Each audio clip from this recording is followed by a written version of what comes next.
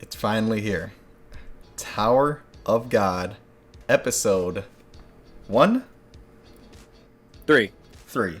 Episode 13 of Tower of God just released today, and we're going to be talking about it because already I almost smacked this man when I was like, we're going to have different opinions on this episode, and he said, yeah. And I just looked at him like, well, we don't know. We could have similar thoughts. We can have similar thoughts. Okay, so here are the topics we'll be talking about right there. Boom, man. We will just start with Rahel, and I'll go first. I'll go first. Okay, go first. Go first. All right. We were wrong. First, I'll say about Rahel in love with Bam Bam Bam. We were wrong about that. Or Yeah. I was wrong about that. Earlier on, I know we did say maybe she is just using him. Well, she wasn't using him, but we were technically wrong either way. But that's why I love this episode. I had goosebumps watching this episode. Like, literally, my hands were shaking. I called my cousin who reads all of Tower of God, and I was like, my hands are shaking. I loved everything I just saw because I did not see the reasoning of Rahel coming. Like, all the just straight up jealousy. No. The envy. I feel like if we were a little bit more investigative journalists, we probably could have noticed the hints that might be there. Not from her actions, but from the actions of other people.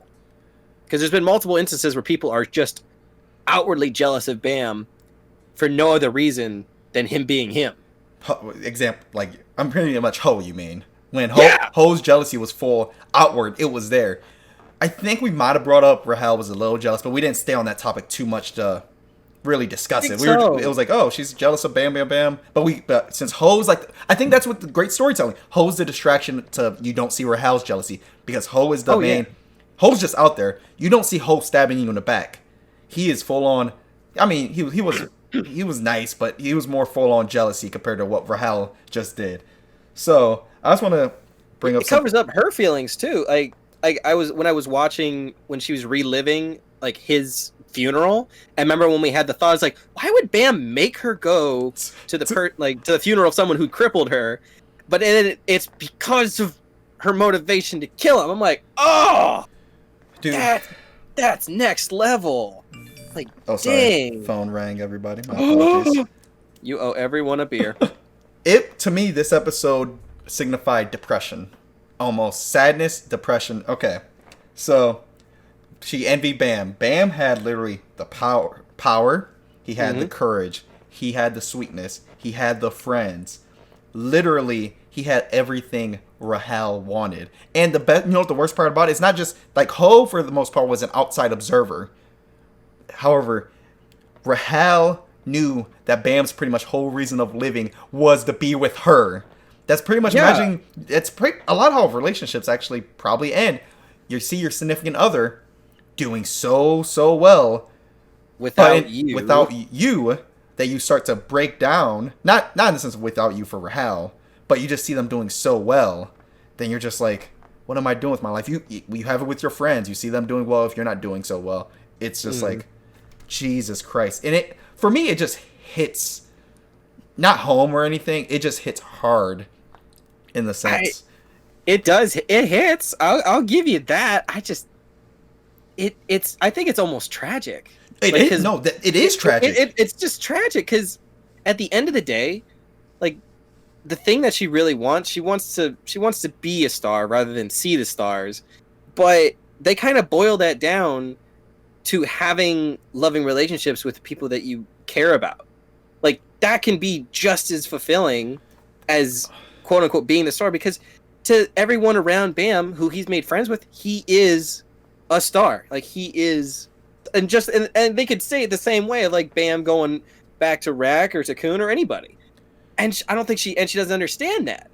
So she keep going. I think that's just the worst tragic part. If she had like just stopped a second and like looked at why Bam loves her for who she is, and then watched why the people around him like him, like, it's not his fault people like him unconditionally.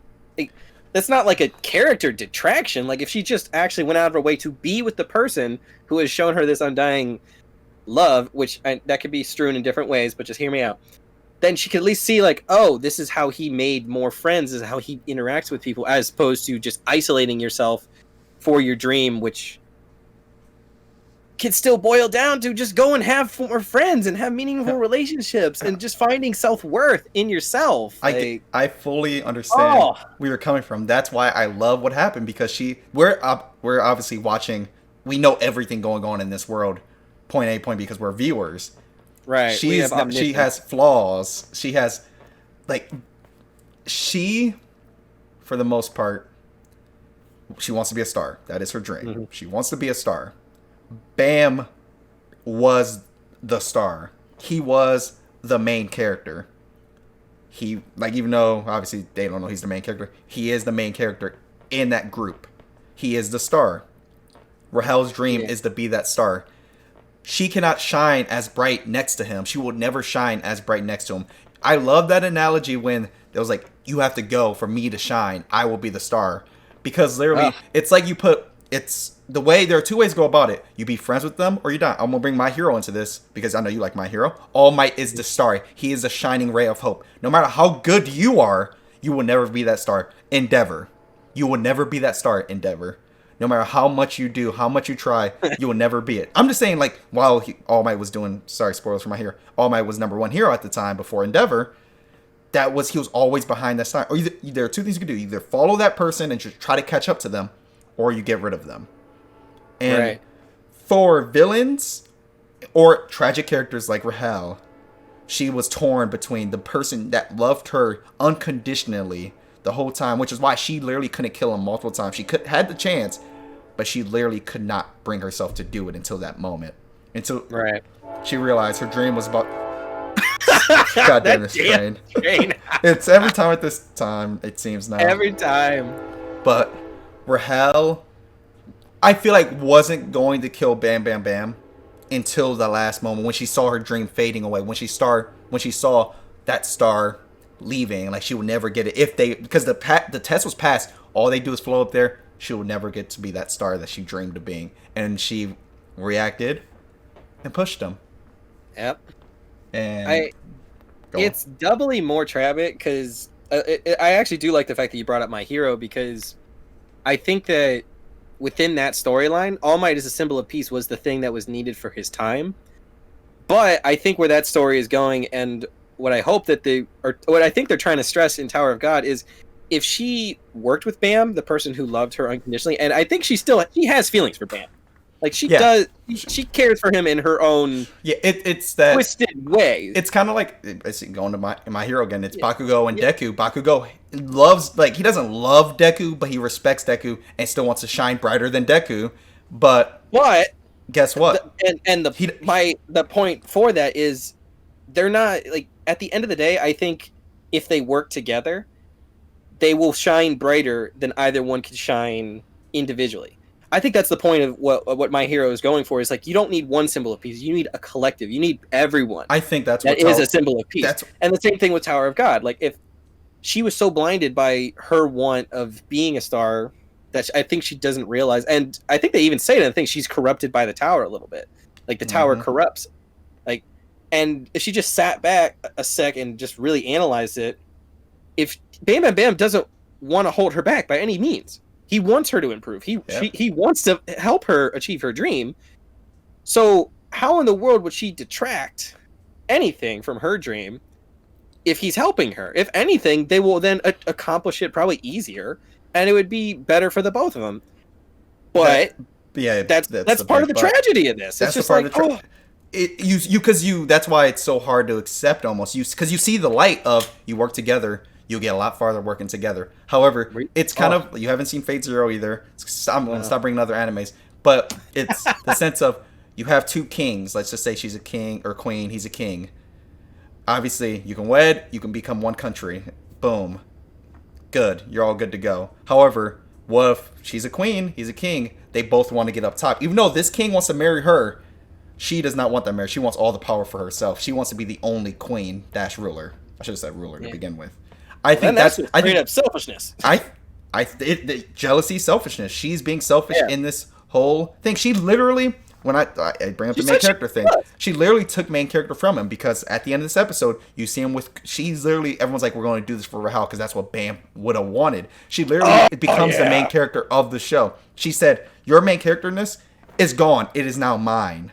And I love Coon. Coon's line, it was the favorite thing of this whole episode, when Coon said, "I wish I was the first person that met Bam."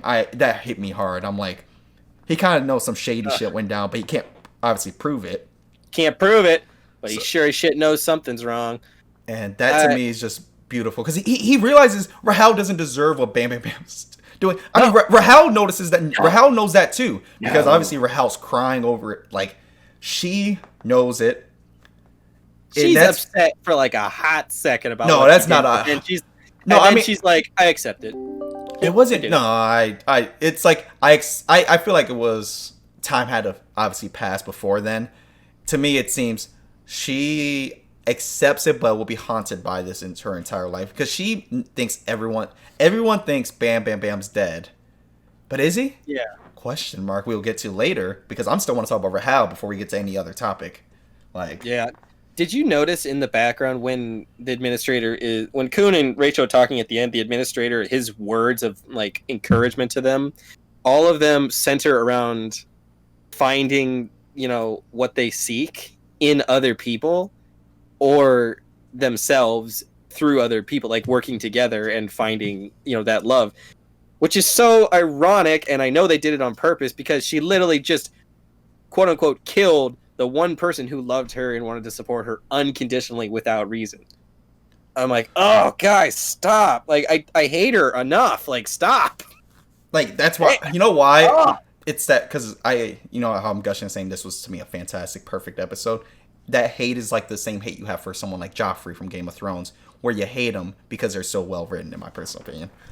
Oh yeah, they're super well written. Or that one girl from whose canonical name is Bitch in Shield Hero. Now, all right, let me look real fast. I'm trying to make sure we talked about her. Don't want to shine. I know. Oh yeah. When they first got to the tower, so remember how we said early the first episode, we're like, we don't know how much time has passed. Well, no time passed at all. She was there, which I'm surprised we never really brought up. Like, no, she was there, but we just, obviously, this first episode, you just assume things, because we have no idea what the tower's about. We assumed some time, but we didn't know how much, because she wasn't there when he showed up. Yeah, but instead, I love that she was there. Hedon's like, you're not the one I was waiting for. So he gives her the special weapon, which was the bodyguard. Not Lancer. Or was it a Lancer? They are Lancers, right? He was a Spearman. Spearmen, Lancers, all the same. Not the same thing. But pointy stick. we learned that she's literally seen Bam Bam Bam grow from beginning. She was there, and he was like, "You see how special he is? That ain't you. Now go." I know. She's literally like, Hedon's like, "Yeah, you're basically worthless. That was only like a tiny bit of Shinsu, and you're already dying."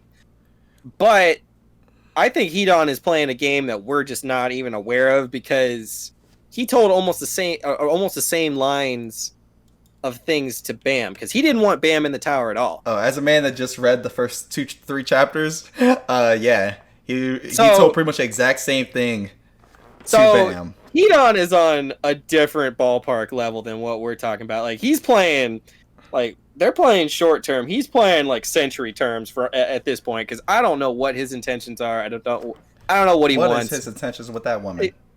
Or with Bam. I mean, he has no reason. Like, if he's literally just the caretaker of the tower, he really has no reason to lie about situations. So what's the point of manipulating these two individuals to this point, unless it furthers either the protection of the tower or changing something fundamentally in the tower that benefits it down the road, or removing an obstacle that these two present if they were to work together? I agree. Probably discussed this before, but I'm gonna bring it up again. Mm-hmm. This, to me, Tower of God is like, would you sacrifice everything for your dreams? Yes or no? And that's no matter who you're best friends with, your loved ones, would you sacrifice at all if your dream could happen? And I love that as a concept so much, because that's kind of how the real world works. Like, would you sacrifice your livelihood, all your friends to move to get a better job in another state. Would you do it? Yes or no? Would you and your friends are all taking the same course. Only one of you can get the scholarship. Is it on good terms or bad terms? Because every human's different. Some people will be like, congratulations, thank you. And they'll clap. Someone like Ho will literally tell you to your face. After he might clap that day and write on Facebook, what a bitch you are. Oh, yeah, for sure. Rahel will play the long game and wait 2 years and then drop you off the cliff next time you guys hang out. Yeah.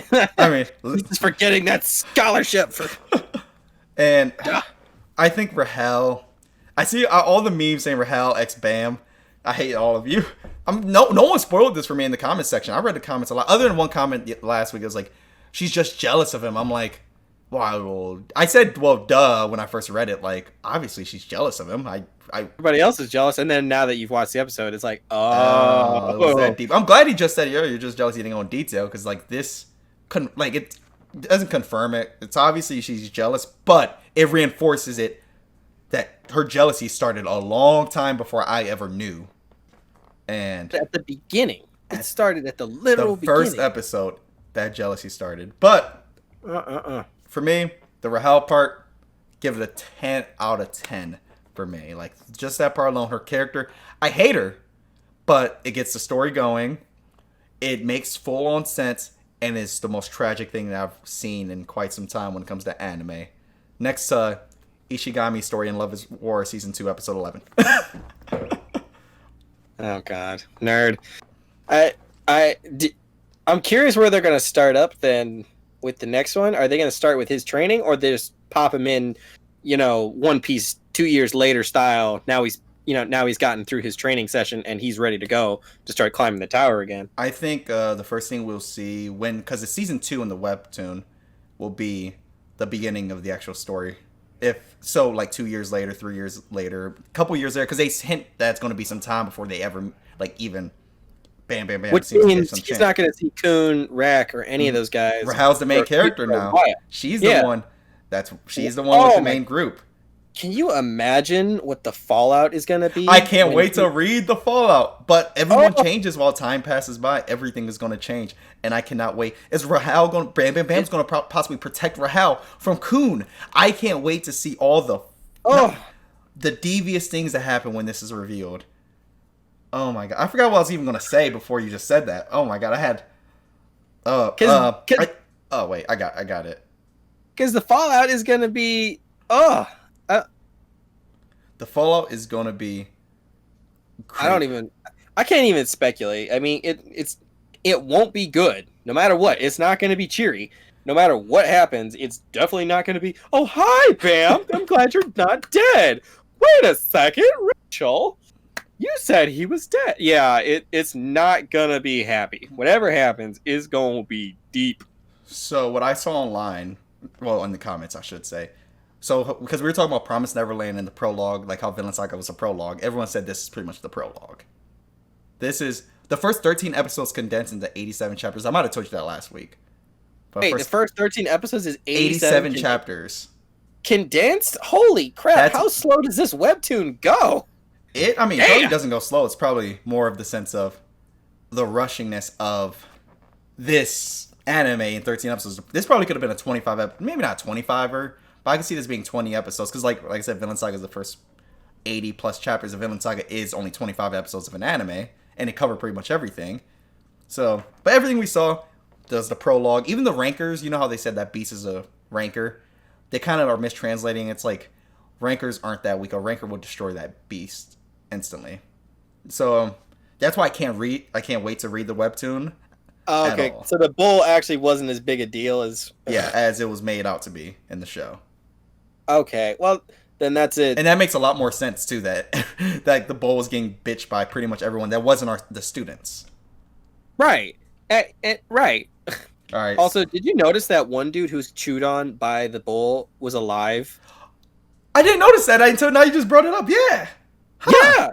That flip did he survive and not have any serious injuries to just be standing there in a circle with them? I guarantee in the webtoon we might see him get spit out or something, and like he's like bleeding out, but he's like fine, and someone goes to his aid. But for this, they just said, because we don't even see him, we see have his body in the mouth, That's Yeah. all we see. We don't see the character And then again it just until kind of just like now. goes, just spits him out. Just, Oh, you bring up a good point on that. Side character. yeah, Who cares? I know, but I just noticed it. I was like, wait a second, you got eat. Nani? All right, let's talk about. We kind of delved into it earlier, but the administrators, Hidan, this was kind of their plan all along. You see, Lero, Lero, the one administrator that leaves at the end with Quants. Yeah. He's like, "Hey, I'm leaving." He was not inside this at all. He was just doing his job, and he's like, "You literally playing this all the time. Why are you doing this?" There's so much mystery of, well, not mystery. They kind of tell us straightforward. The princesses, because all irregulars are a threat to the tower. Every irregular is a threat. King Zahad will have them killed, and now everyone believes he's dead. It's kind of like if you commit a heinous act and crime, you fake your death. No one knows you're alive. You go on with your life. I think what they're doing is they're trying to get Bam ready so that when he, actually has to protect his own life, he can protect himself and not have to worry about it. Comparatively now, he's kind of weak as shit. So does that mean Hedon and the administrator are on Bam's side? Yes, I think maybe Bam's side, but we don't really know what the kingdom looks like of Zahad. Like, we have no idea the condition of the king, if they want the king gone. It's so much mystery that I can't wait to unpack in the webtoon. Like I was saying, like Hedon's playing the century game here, man. He's playing the little chess pieces. He's Emperor Palpatine starting 3 wars just to get himself into the right position kind of deal. Like, this guy's... Because I have no guarantee he's not going to throw the administrator to the side if he has the cause to further his goals. I mean... Yeah, he probably would. What? Yeah, I mean, Hedon is literally the guardian or the protector of the tower? No, he is... the caretaker? What is that? I don't know if he's a protector of the tower or anything like that. Every floor has a test you have to take, and every floor has an administrator or ring. I think he's just the administrator of the first floor, but the first floor is like the acceptance floor pretty much. Never forget too, fun fact, all the monsters we saw, that first floor, that was a 20th floor monster. After rereading that today, I was like, oh yeah, that shit was that monster that Bam was trying to grab when he had what it was, a sword or something? Forget what it was. When he was at the ball.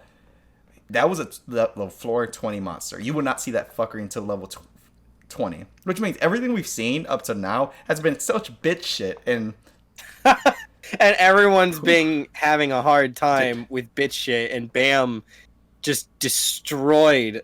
But, like, I kind of figured. I mean, I'm calling it now. He's made out of Shisu, or he's just stupidly powerful.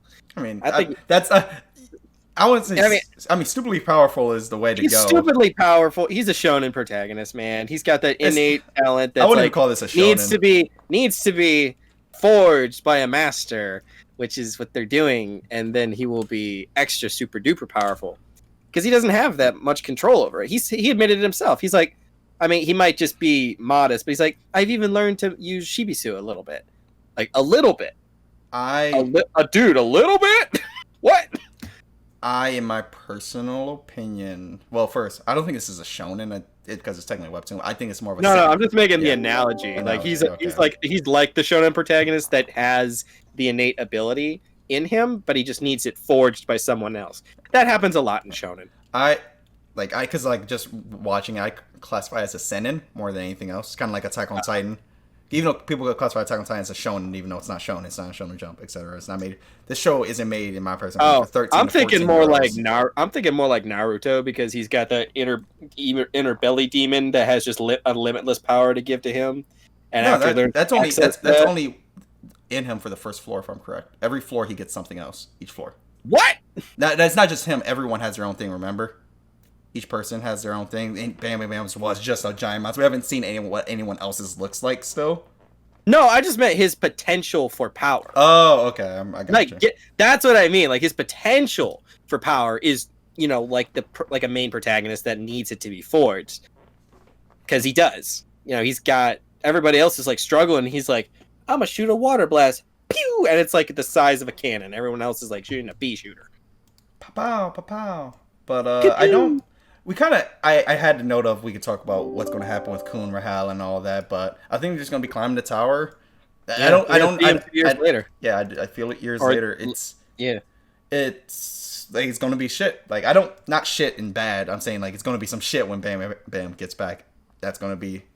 We might not even see them all together for a long period of time. I could see all of next season not even having them compete, and we just see different storylines because we have a lot of characters that have their own personal goals that we will not possibly see. It's a big cast of characters, like kind of like not as big as One Piece or anything like that. But you can go 2 years without seeing fucking Zoro, even though I just finished. I just caught up to One Piece. Get ready for that video, but you can see 2 years without Zoro because he's just not there in the story, or 2 years without Sanji because Sanji's not there in the story right now because Dressrosa arc.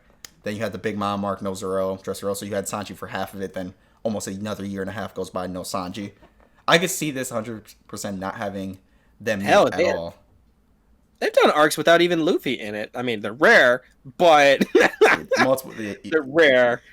But in general, I love the episode. What did you not? Because like we said, you disagreed when I first got in the chat. No, like, you seemed to also love it. I was really scared that at the end of this, you're gonna be like, "I love Rachel." I'm like, "Fuck you, no." I love Rahel's characterization, like her character. I hate her as a person.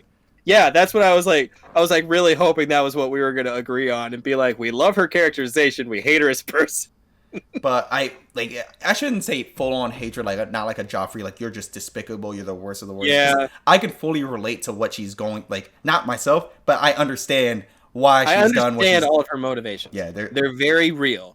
Unlike Joffrey, who was a dick for dick's sake, but he was also a sociopath. Both great written characters, both evil, but both evil in different ways. Because for how I classify her as evil, I'd say evil after everything she's technically done, which she should be fine with as that classification, to be honest.